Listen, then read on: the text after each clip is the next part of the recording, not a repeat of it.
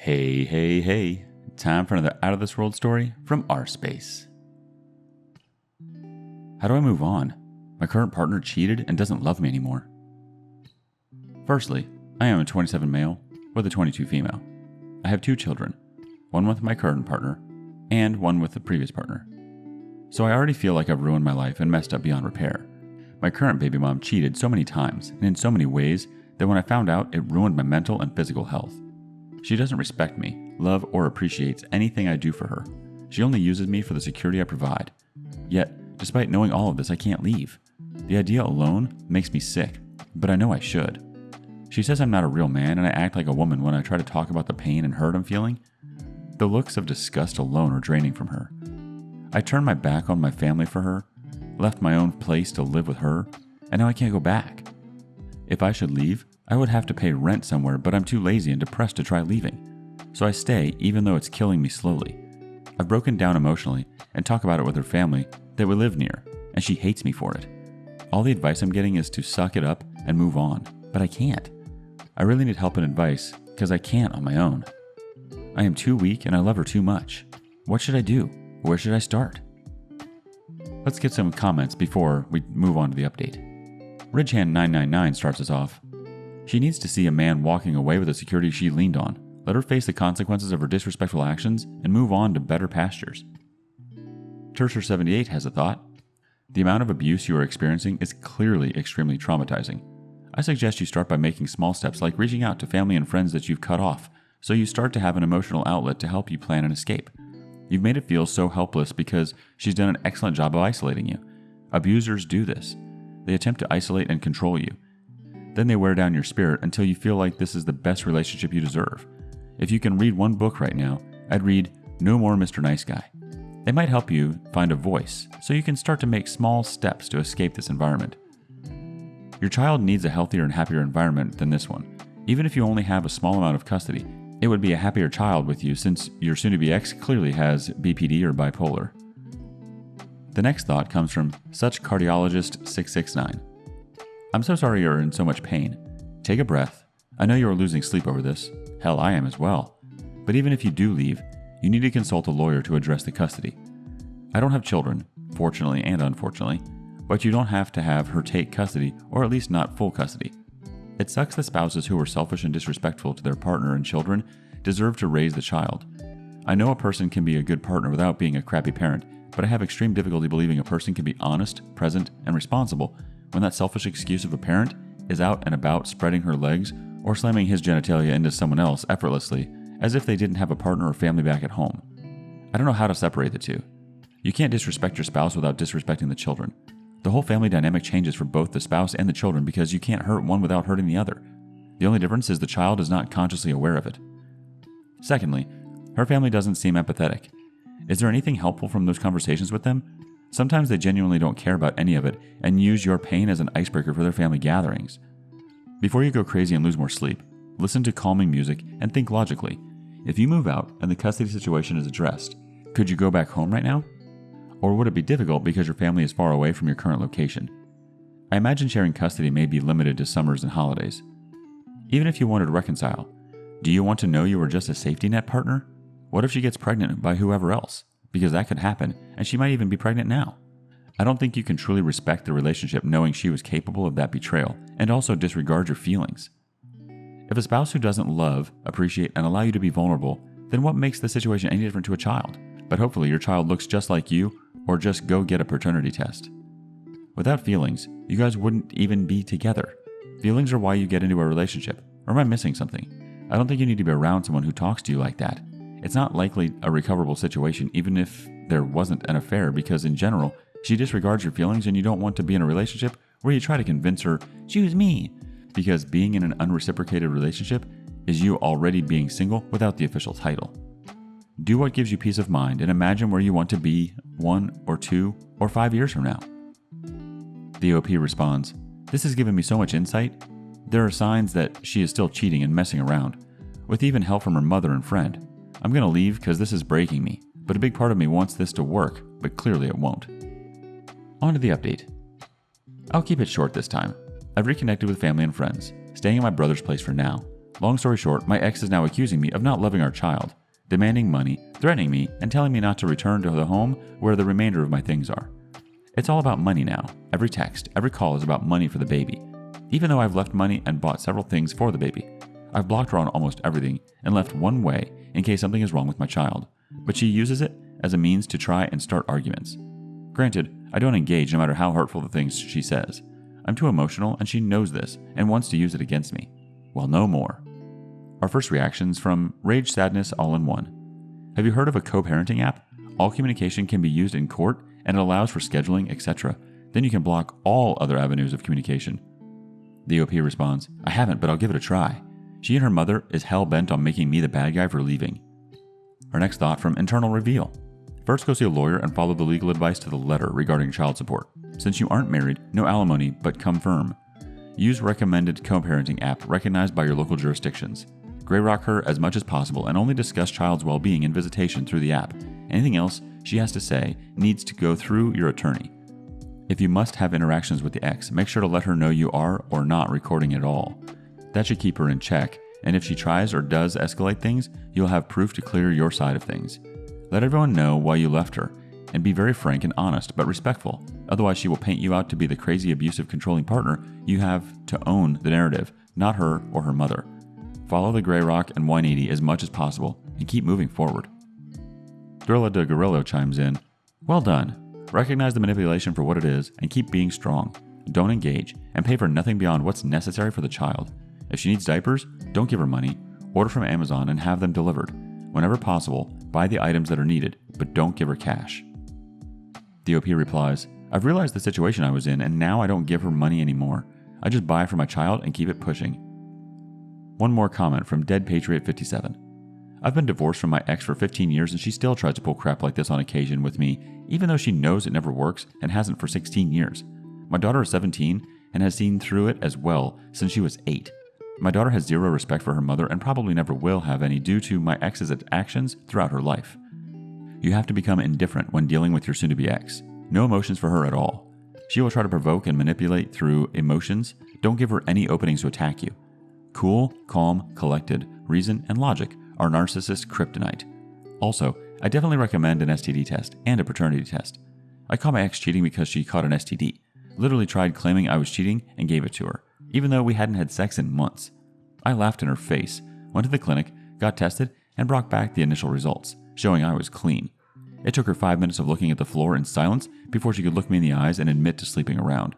Even though my daughter looks like me a lot, I went and had a paternity test.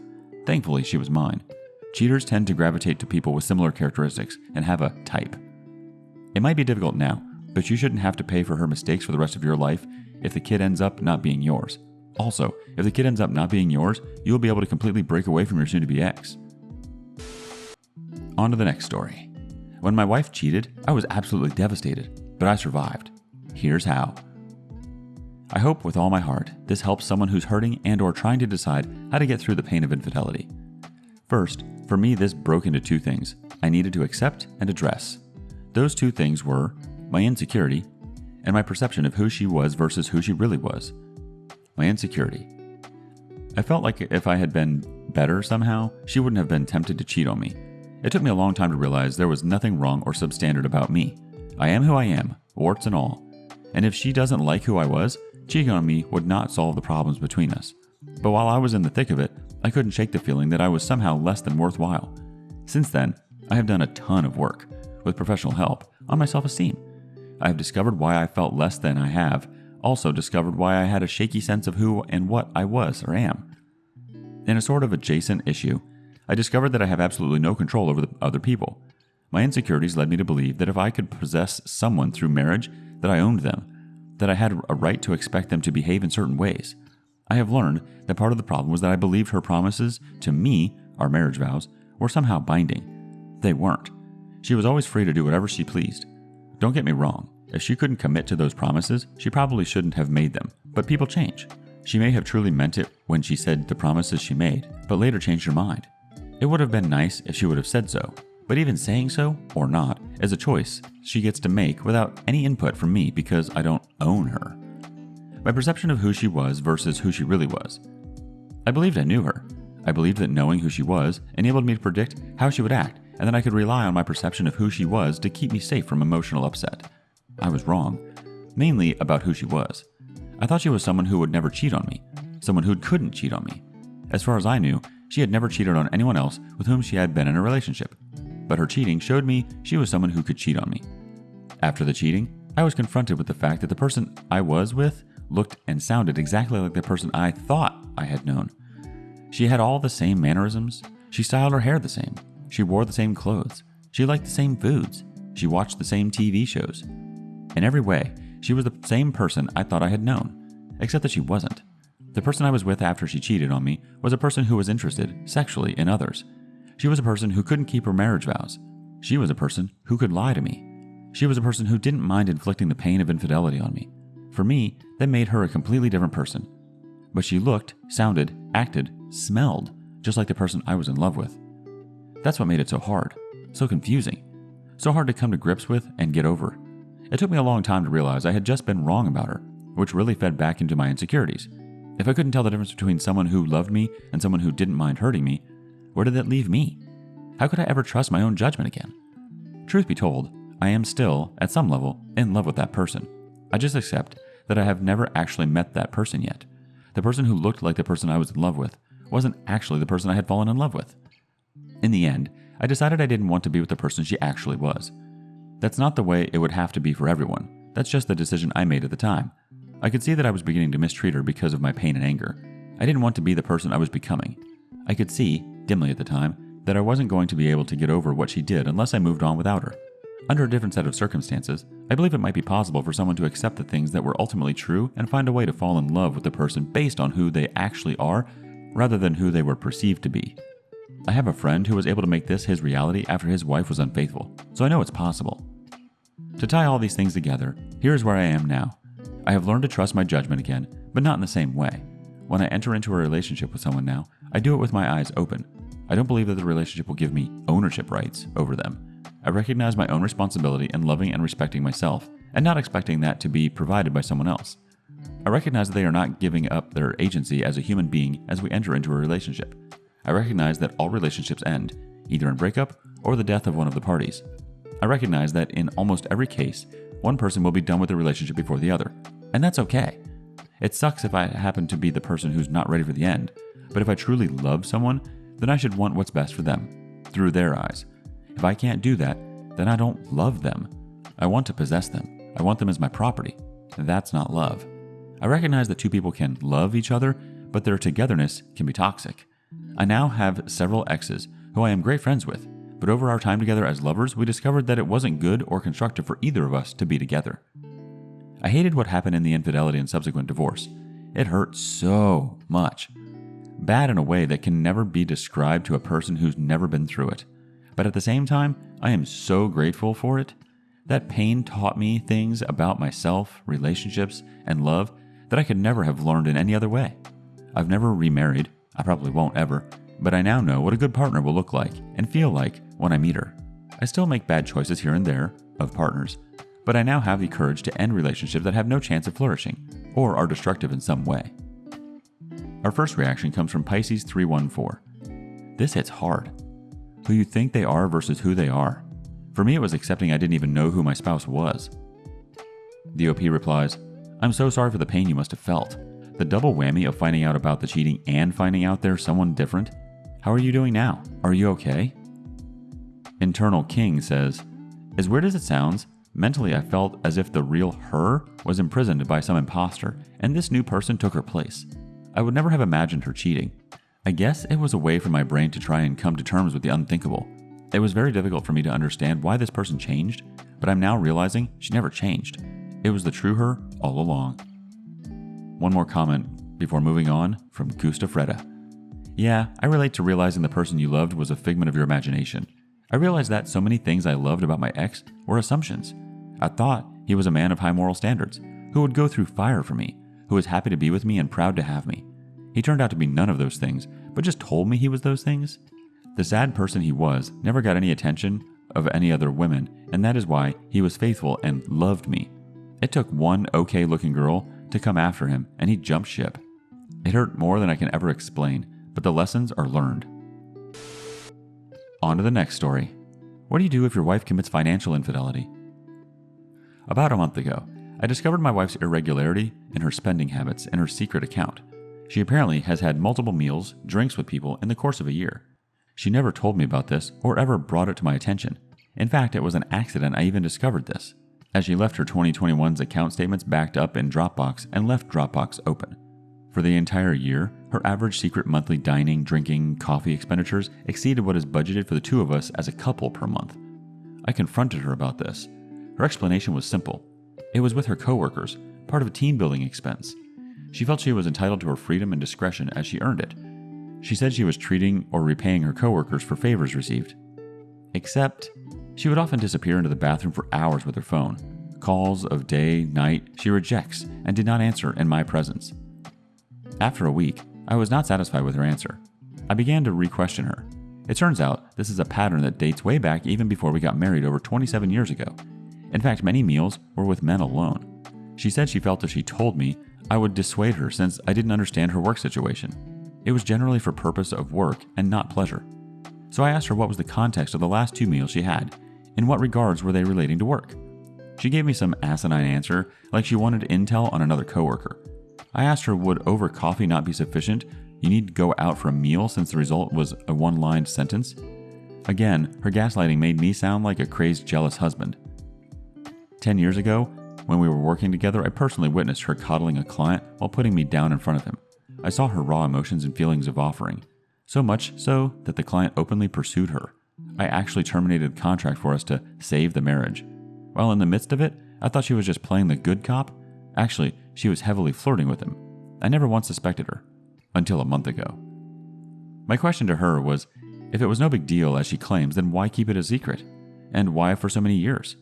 Again, she said she felt it is her right to her freedom as she made this money.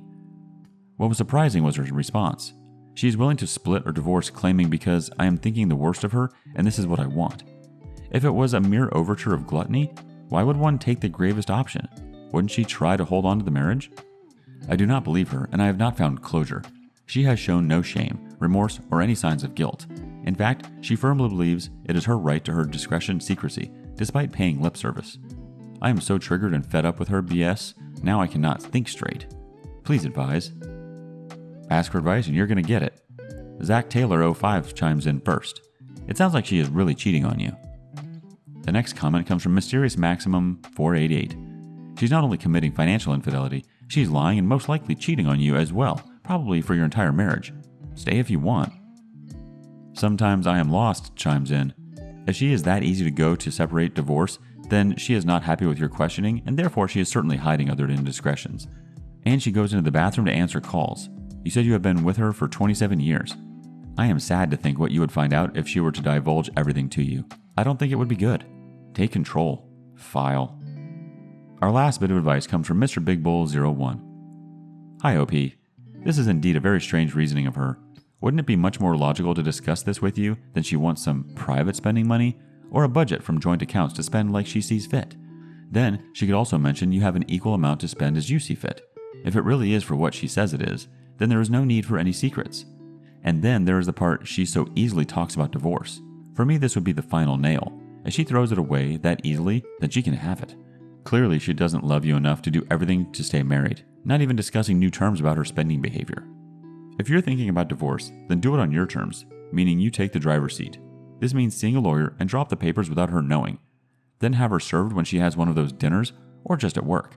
This will trigger her almost primal reaction. That could be totally in tears and not wanting divorce. She could be totally angry for serving her at work. Then you know she is okay with divorce. Or just ice cold agreeing to the divorce without any emotion. With the last two, you know she doesn't care for you. She doesn't love you. With the first one, you will know she was bluffing by saying she would divorce. You can stop the divorce process at any time if you like, if needed. Take care, Mr. Big Bull.